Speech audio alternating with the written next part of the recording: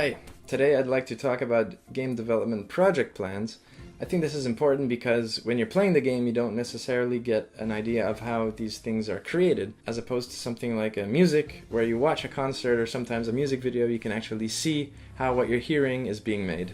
Video games are usually pretty complex projects, so it's important to have a bird's eye view of how your project is progressing. And with many moving pieces, it can get pretty tricky to plan out exactly how long it will take to make your game. So most big video game companies, have a dedicated project manager or even a team of them whose sole goal is making sure everyone stays on track, is well organized, and are communicating well. Very commonly, these people use a software, and I would like to recommend one to you. It's called Hack and Plan. I've been using it ever since a colleague at the Cologne Game Lab has recommended it to me. It's basically like a Trello project management board software, but it's specifically made for video games, and it's free. I would recommend that. As you can see here, you can organize your tasks by category, assign a user, so if multiple people are working on the same project, you can all jump onto the same boards. When you create a task, you also have to estimate how long it will take you to complete this. So as you go, you get a better idea of actually how long it takes to do certain things. For example, to produce weekly devlog videos, it takes me longer than I expected, so now, going forward, I can kind of plan for that. So most game development projects are divided into phases. Normally you start with pre-production. Usually it means ideation, so creating concepts and ideas. You can even write a game design document that explains to others how your proposed game would work. Some studios pitch their projects in this phase, so they go out trying to find a publisher and they say, look, we have this concept, this is how it works. You may also have a paper or a digital prototype just to highlight how your game would work.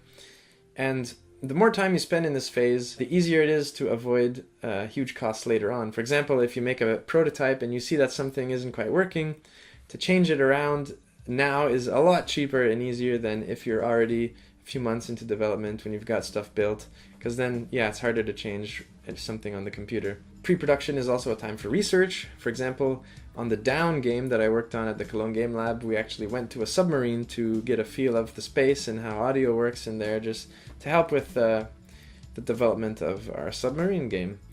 And for Claire Game 2019, together with the Centre Acadien, we conducted a lot of research into the local myths and folklore, and all of this will make for better storylines and quests during the production phase. So the bulk of your development time will usually be in the production phase, which itself is kind of subdivided by milestones.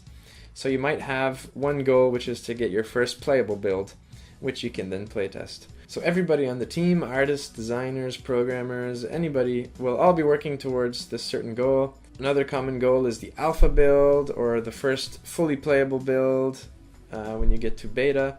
Anyways, it's kind of arbitrary, but there are conventions. It doesn't always happen according to schedule, but using these project management techniques, you can kind of have a more consistent approach to getting to deadlines. And then after beta and testing and polishing, you can arrive at the 1.0 release of your game, which is your final release.